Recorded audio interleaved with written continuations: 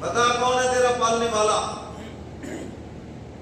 میرے محترم سامعین، جب انسان اللہ کی ذات میں مکمل اعتماد کر لیتا ہے، وَمَن يَتَوَكَّلْ عَلَى اللَّهِ فَهُوَ حَسْبُهُ، اللہ فرماتے ہیں جب بندہ میرے اوپر اعتماد کر لیتا ہے تو پھر میں اپنے بندے کے لیے کافی ہو جاتا ہوں، پھر میں بھی اس کو غیر کا محتاج نہیں رہنے دیتا، وہاں سے رزق دیتا ہوں، اس کا اپنا بھی گمان نہیں ہوتا کہ یہاں سے مجھے مل جائے گا، میں وہاں سے رزق دوں گا، کیونکہ اس نے میرے اوپر اعتماد کیا ہے۔ ابھی تو ہمارا اعتماد ہے دکان پر، دکان پہ نہیں بیٹھوں گا تو روٹی کہاں سے ملے گی؟ ابھی تو اعتماد ہے ملازمت پر، ڈیوٹی پہ نہیں جاؤں گا تو کام کیسے چلے گا؟ ابھی تو اعتماد ہے زراعت پر، اعتماد ہے اپنی صلاحیتوں پر، اپنے بزنس پر، اپنے ہنر پر۔ اعتماد کرو اللہ کی ذات پر۔ اللہ کی ذات میں اعتماد کرنے کا مطلب یہ نہیں ہے دکان چھوڑ دو، کاروبار چھوڑ دو، ملازمت چھوڑ دو، ذرا نہیں۔ اللہ پہ اعتماد کرنے کا مطلب یہ ہے کہ یہ اسباب اختیار کرو، مگر ان اسباب پہ بھروسہ نہ ہو بلکہ مسبب الاسباب پہ بھروسہ ہو، اللہ کی ذات میں بھروسہ ہو۔ اسباب اختیار کرنے ہیں، توکل نام ترک اسباب کا نہیں ہے۔ بہت سے جاہلوں نے یہ کہہ دیا جی میرے پاس کچھ بھی نہیں تھا میں اللہ توکل چل پڑا، یہ کوئی توکل نہیں ہے۔ حضور علیہ السلام کے پاس ایک صحابی آئے، اللہ کے محبوب جنگل میں ہوتا ہو، قضائے حاجت کے لیے جانا ہو، اللہ توکل جانور کو چھوڑ دیں؟ فرمایا نہیں کہتے، رسی ڈالو اس کے گلے میں، پھر اس کا گھٹنا باندھو اور پھر اس رسی کو کسی پتھر سے کسی درخت سے باندھو۔ فرمایا پھر اللہ کی ذات کے اوپر بھروسہ کرو۔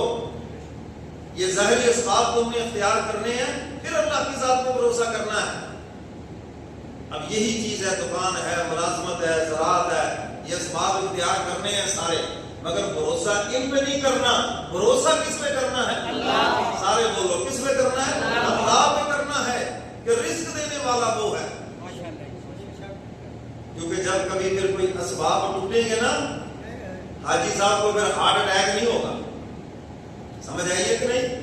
دکاندار صاحب کو پھر ہارٹ اٹیک نہیں ہوگا، کیونکہ وہ کہے گا، اس کا یقین ہے نا، رزق مجھے یہ دکان نہیں دے رہی، رزق کون دے رہا ہے؟ اللہ۔ اگر یہ سبب ختم ہوا تو کوئی اور سبب پیدا کر دیں گے، کیوں جی بھئی؟ اگر یہ دکان کا سبب ختم ہو گیا، اللہ کوئی اور دکان کا سبب پیدا کر دیں گے۔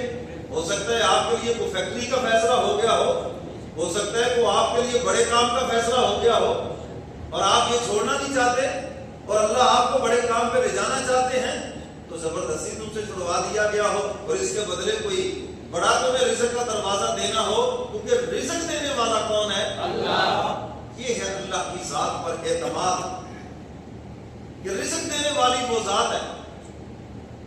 ہمارے حضرات علماء کرام، کئی مرتبہ میں نے ان سے یہ عرض کیا ہے، کسی مسجد سے چھٹی ہو جائے تو گھبرانا نہیں ہے، اگلی مسجد میں جا کے کون سا تم نے چپراسی لگنا ہے، وہاں جا کر بھی امام ہی لگو گے، وہاں جا کر بھی خطیب ہی لگو گے، حافظ قاری ہو تو وہاں جا کر بھی مدرس ہی لگو گے، اور تم سمجھ لو کہ تمہارا تبادلہ ہو گیا ہے۔ اس لیے اللہ کی ذات پر بھروسہ کریں۔ جب اللہ کی ذات پہ بھروسہ ہوگا، اسباب ٹوٹیں گے تو آپ کے اندر سے ایک یقین ہوگا کہ وہ ذات رزق دینے والی ہے۔ اگر یہ سبب ٹوٹ گیا کوئی اور سبب پیدا کر دیں گے، وہ اس کے لیے کیا مشکل ہے؟ مشکل ہے اس کے لیے۔ اور کتنے لوگوں کو دیکھا کہ ان کا ایک سبب ٹوٹا، اللہ نے ان کے لیے کئی اسباب پیدا کر دیے۔ تو حق تعالیٰ فرماتے ہیں میری ذات کے اوپر اعتماد کرو، میری ذات پر۔ اور جب انسان خدا کی ذات پہ اعتماد کرتا ہے نا، پھر کسی کی پرواہ نہیں کرتا۔ یہ ساری پرواہیں اور ساری یہ چیزیں اسی وقت تک ہیں جب تک اللہ کی ذات پہ مکمل اعتماد نہیں ہے۔ اس سے بگڑ گئی، میرا کاروبار خراب ہو جائے گا، فلاں سے ایسے ہو گیا، اس کا کرایہ دار ہوں وہ دکان سے نکال دے گا، فلاں سے مال لے رہا ہوں اس کے مزاج کے خلاف ہو گیا، وہ مال دینا بند کر دے گا۔